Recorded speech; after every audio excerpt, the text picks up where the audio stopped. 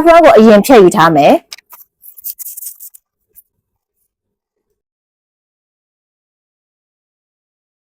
F2 ရဲ့ဒီမင်းတွေကိုသုံးပြီးတော့လည်းညှပ်ပါမယ်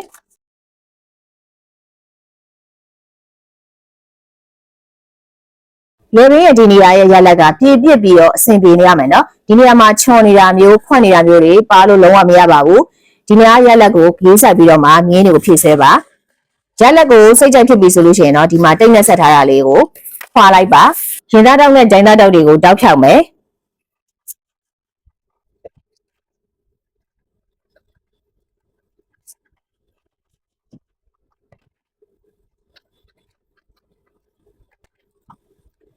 ဒီနေရာရဲ့ရလက်ကိုခြေတို့ပြည့်ပြည့်တဲ့အခုံးဖြစ်ဖို့အတွက်ပေကွေးကိုသုံးပြီးတော့မြင်းဖြည့်ဆွဲမယ်ဒီနေရာကိုစားထုတ်မယ်ရေအောင်မှတ်တွေကိုထိထားပေးပြီးတော့ဒီနားတောက်လျှောက်ကို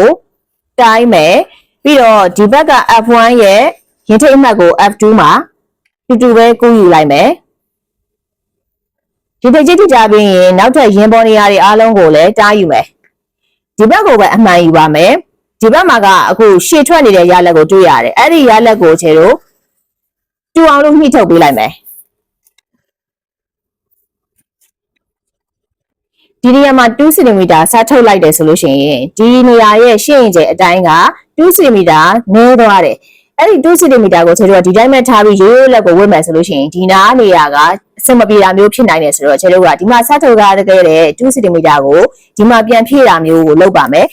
ဒီရှေ့ကျနေရာကိုသုံးပြီးတော့2 cm ကိုမှတ်မယ်ညာလေးကနည်းနည်းလေး white တဲ့ရလက်မျိုးယူပြီးတော့မှဒီမှတ်ကိုထိမယ်ပြီးတော့ဒီနားတောက်လျှောက်ကိုဆင်းလာခဲ့ပါဒီအောက်ဖက်ကအ white ကိုတော့လုံးဝမပြောင်းလဲနဲ့ဒီနေရာလေးနဲ့ပြည့်ပြည့်တဲ့ရလက်မျိုးဖြစ်သွားအောင်မြင်းဆက်ပေးလိုက်မယ်ဒီမြင်းကနေဒီမြင်းကိုပြောင်းလဲတဲ့အခါမှာဂျိုင်းပေါက်ရဲ့အတိုင်းကပြောင်းသွားပါလိမ့်မယ်မူလဒီဂျိုင်းပေါက်ကိုခြေလို့တိုင်းထားမယ်ပြီးတော့နောက်ထပ်ပြီးတော့မှပြင်ဆွဲလိုက်တဲ့ဒီဂျိုင်းပေါက်မြင်းနော်ဒီမြင်းကိုလည်းသုံးပြီးတော့နောက်ထပ်ဂျိုင်းပေါက်အသစ်ကိုလည်းတိုင်းထားမယ်နှစ်ခုအတိုင်းတာကသူကနည်းနေတာမျိုးဖြစ်ပါလိမ့်မယ်ဘလောက်နည်းလဲဆိုတာကိုနှုတ်ကြည့်ပြီးတော့ရလက်ကိုမှတ်ထားပေးပါလက်ပတ်တံမှာသွားပြီးတော့ခြေလို့ပြောင်းပေးပါမယ်ဘာကြောင့်လဲဆိုတော့ဒီကျင်းသွားတဲ့ဂျိုင်းပေါက်နေရာမှာငကိုဆွဲထားတဲ့လက်ကိုပဲသုံးမယ်ဆိုလို့ရှိရင်လက်ကကြီးနေတာမျိုးဖြစ်တတ်လို့ပါဒီအင်ဂျီပုံစံမှာလက်နေရာကိုသူကဇာဘားလေးဝတ်ထားတာဇာဘားတွေရဲ့လက်ကသူကဆွဲသားအာနီတွေအမြဲပါတယ်ဆွဲသားအာနီတွေအမြဲပါတဲ့လက်တွေဆိုလို့ရှိရင်ပို့ပြီးတော့လက်ရဲ့စိုက်ကပေးဖို့အတွက်လိုပါတယ်ဝတ်ထားတဲ့အခါမှာလုံးဝကွက်တိဖြစ်နေပြီးတော့ကတ်ချက်နေတဲ့ရလက်မျိုးရဖို့အတွက်ဆိုလို့ရှိရင်ဒီလိုမျိုးပေါ့နော်ကိုကပြန်ဖြည့်လိုက်တဲ့အခါမှာခါတဲ့အဆင်ပြေတဲ့ရလက်ကိုရသွားမှာအဲ့တော့ကျတို့ကဒီနောက်ထပ်ပြင်ဆွဲလိုက်တဲ့ဂျိုင်းပေါက်အသစ်အတိုင်းနဲ့ပဲလက်ကိုတိုင်းပြီးတော့တတ်မှတ်ပြီးတော့သုံးပါပြန်ပြင်ဆွဲတဲ့ရင်လည်းအရှိချမ်းကိုပြန်ပြင်ဆွဲတာမျိုးလုပ်ပေးမယ်ဒီနေရာကိုခြေကအသေးစိတ်ဘာကြောင့်ဖြည့်ပြီးတော့ပြောရတာလဲဆိုတော့ဒီပညာဒါနတွေကိုကြည့်နေတဲ့သူတွေထဲမှာခြေစီမှာနော် online တက်နေလည်းမတက်ဘူးအပြင်တက်နေလည်းမတက်ဘူးဆိုတဲ့သူတွေကများပါတယ်သူတို့သုံးနေတဲ့ body frame အကြောင်းကိုလည်းသူတို့ကိုယ်တိုင်သိမသိတဲ့သူတွေလည်းများတယ်အဲ့လိုမျိုးလူတွေဆိုလို့ရှိရင်အခုခြေကဖြည့်လို့ဆိုလို့ရှိရင်သူတို့ကရှောက်ဖြည့်ပြီးတော့ရှင်သူတို့ရဲ့ရလက်တွေကကြတော့